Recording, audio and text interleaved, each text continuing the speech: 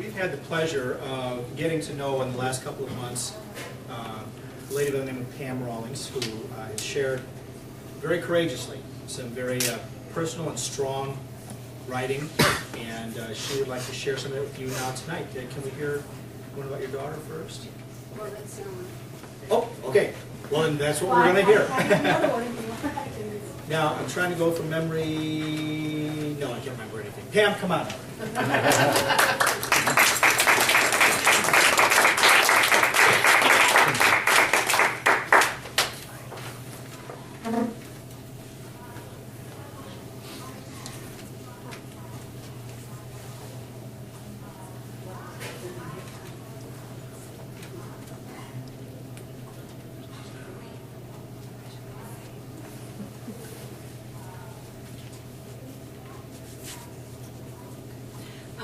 First piece I'm going to read is about my daughter, Corinne. I had decided a few years ago I wanted to write a little story for each of my three daughters about the day of their birth, so that they had a remembrance. This was titled, "In the Beginning, There Was Corinne." It's hard to believe that 33 years have passed since the birth of my middle daughter, Corinne. Some things I remember like they happened just yesterday, and others have been lost among the multitude of memories that took precedence. Before her birth, I had a dream about her. I saw a 6-month-old baby girl with big, round, beautiful brown eyes, sitting in a high chair.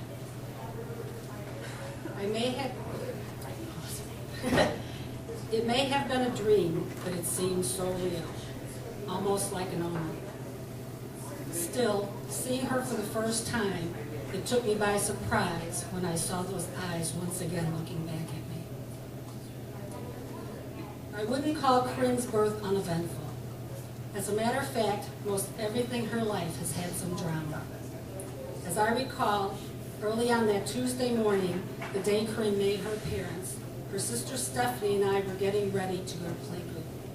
I wasn't feeling myself, so I called my friend Suzanne to ask if Stephanie could go to the playgroup with her and the boys. I no sooner hung up the phone, the pain started, the water broke, and I was off. The whole process only took an hour and a half, surprisingly fast for a breech baby. When I arrived at the hospital, things were moving pretty quickly. The pain was so intense, the nurses helped me undress. After they got me in bed, an intern came to ask me some standard questions, but the severity of my labor pains made it impossible to talk. Amazing, considering nothing keeps me quiet. I can even have great conversations with myself. When the nurse returned, she sent my husband off to change into his delivery room clothes. Upon returning, he saw that I already left and went to hunt me down, checking one delivery room after another until he found me. As a matter of fact, my husband almost missed the entire birth. The delivery room experience itself took less than 10 minutes. Staff scurried everywhere. Several of them grabbed different parts of my body, hooked me up, and draped me with layers of linens. Who were all these people, and why were they in my delivery? My doctor told me about her breech birth afterwards so he wouldn't stress me out and make the delivery more difficult. Apparently, he didn't tell my husband ahead of time either, since he believed she was a big baby, a judgment he made based on the size of her arm. You'd think he would have figured it out. There was no head.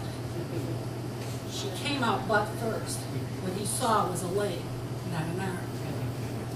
Like I said before, things don't come without some drama surrounding Corinne. The planned day of her homecoming from the hospital, she appeared jolted. Her bilirubin numbers were high, and her doctor wasn't sure if they were on the way up or down. The day before, the nurses questioned her coloring, but his partner didn't seem to be concerned. After checking with experts from the leading children's hospital, they decided to transfuse 98% of her blood. All that new blood flowing through her tiny little body. and tubes sticking out everywhere. It hurt just to look at. I went home with her and stayed a few more days. Living without her broke my heart. I felt lost and afraid. Her dad sensed my distress and held me in his arms, trying to comfort me, as well as himself, I suspect. The time finally came for her to leave the hospital. What a happy day. Health concerns still existed, but for now she was home and surrounded by the family I loved.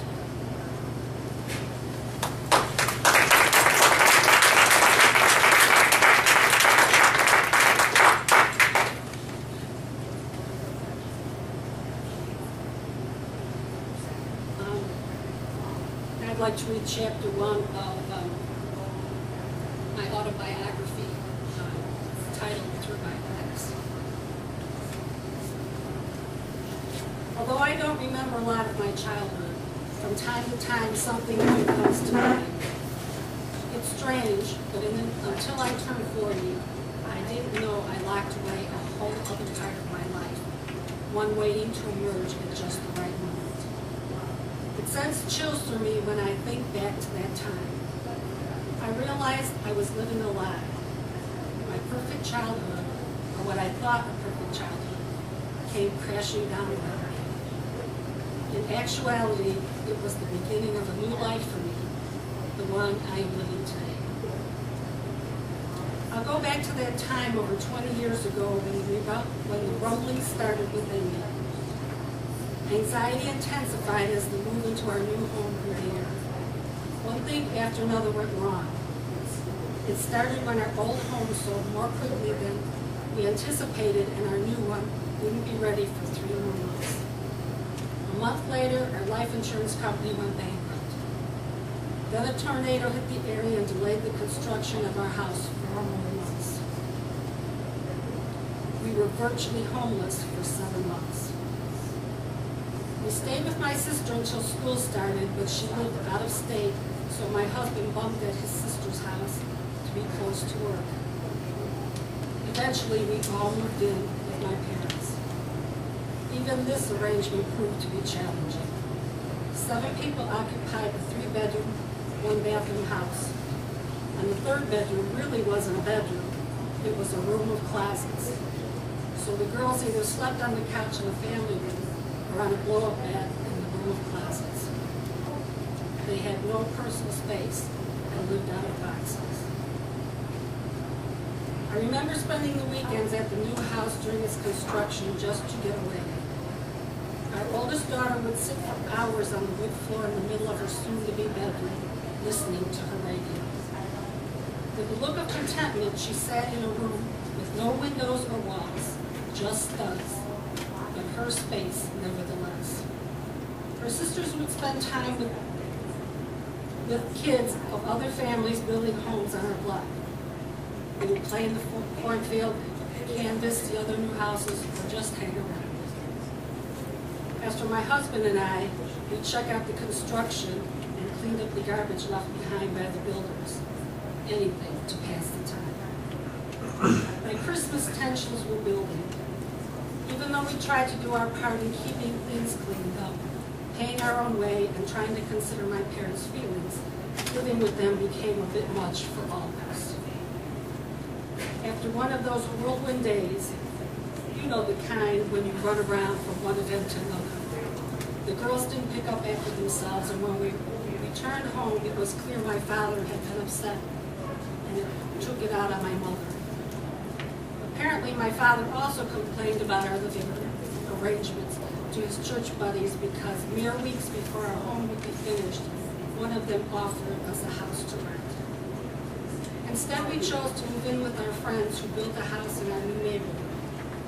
This gave us the opportunity to be close to our new home and check on its progress daily.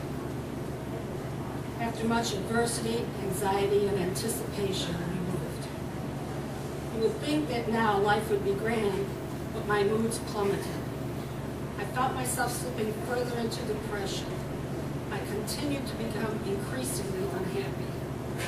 I couldn't stop it. I cried constantly. I couldn't even make the simplest of decisions. Fear reigned, and the spiral downward continued. I only functioned at work. To make matters worse, we discovered problems with the house, and trying to get the builder to fix them proved to be a chore. Finally, huddled over the edge of my bed in desperation, phone in hand, I decided to call for help. I hesitated, but then thought, what do I have to lose? Little did I know what awaited me. A few days later, I found myself sitting face to face with a counselor, telling her how unhappy I had become and that I felt as if my life, particularly my marriage, was falling apart. I lived in a brand new home, one that reflected my personality, my tastes, me. I picked up everything from the cabinets to the colors to the bricks in the fireplace. And I couldn't ask for a better family.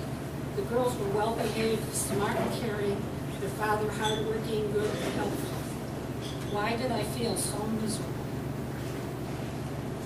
We talked maybe an hour or two, but time seemed to go by fast. We discussed my marriage, my family, my parents, and my siblings.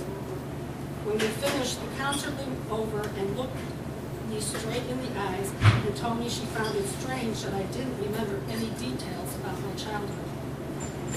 She said that usually happens when people block out a traumatic event that occurred sometime in their life, an event like abuse. I remember sitting there thinking, okay, but what has that got to do with my marriage? Then I started to remember all the strange thoughts I'd been having over the last several months, like the ones I'd have when my 13-year-old daughter would be home alone. Scenarios like me coming home to find one of the workmen in the neighborhood attacking me.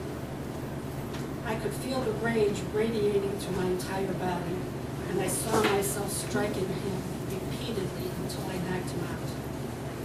Another time I remember sitting at the kitchen table watching TV or reading the paper, and I recall thinking, could I have been sexually abused and don't remember? All of a sudden, I could see the pieces beginning to come together. On my drive home, little things started to emerge. By the time I arrived at my friend's house to pick up my daughter, I knew whatever happened to me involved my father. He either knew something or he did something. I wasn't sure what occurred yet, but the memory was beginning to surface. Over the next few days, I grew more anxious. A barrage of thoughts assaulted me, thoughts I didn't want to have. I needed answers. I called my aunt to see if she would be home so I could come over to talk. I felt certain that if anyone knew anything, she would. She stood in shock when I asked her if she had any knowledge about my father abusing me. She said my father might be a lot of things, but she didn't think he was capable of that. She did remember a time when my dad got agitated, began to choke me, and ordered me to move out of the house. She said my mom was outraged because I had done nothing wrong, at least nothing that would justify his anger. And at my aunt's urging, my mom confronted her. It was weeks later before I remembered the incident. I still don't recall him actually choking me. It is still locked away somewhere within the recesses of my mind. Friday morning came and reality hit me. My father did sexually abuse me. No doubt in my mind, none at all. I didn't know all the details surrounding it yet, but they would come in time. I desperately wanted to talk to my mother to see what she knew. And when I told my husband what I remembered, he advised me to call the counselor I had seen a few days earlier. When I called, a soft-spoken man with a hearty voice answered. He informed me the counselor I talked to was off that day and asked if he could help. I told him my story, and he asked if I could hold on so he could get my file. He seemed to be gone for the longest time. When he returned, he talked to the psychiatrist. When he returned, he told me he talked to the psychiatrist to whom I had been referred. She wanted to talk to me right away. her receptionist would be calling me as soon as I hung up the phone. This scared me. Was I so bad that a doctor with no opening for weeks all of a sudden found the time to see me today? When the receptionist called, I sensed urgency in her voice. She told me that the doctor would be seeing me on her summer break. My husband left work early to go to the doctor. When we walked in the office, the psychiatrist, a tall, slender lady with long jet black hair, came out immediately to greet us. She was dressed in style. She wore a sleek, half-length skirt with a matching tailored blouse and tall high heels. With a smile on her face and a soothing voice, she invited me into her office. We talked for a while. After telling her what I remembered so far, she softly said that hospitalization would be my best option. I wouldn't function well right now on the outside anyway, and there I could get all the care I needed on a 24-hour basis. It would also help to quickly regulate my medication. Approximately a half hour away, a new facility just opened that dealt only with emotional problems, and she thought it would be of great help to me. This was the beginning of the end of my life as I knew it.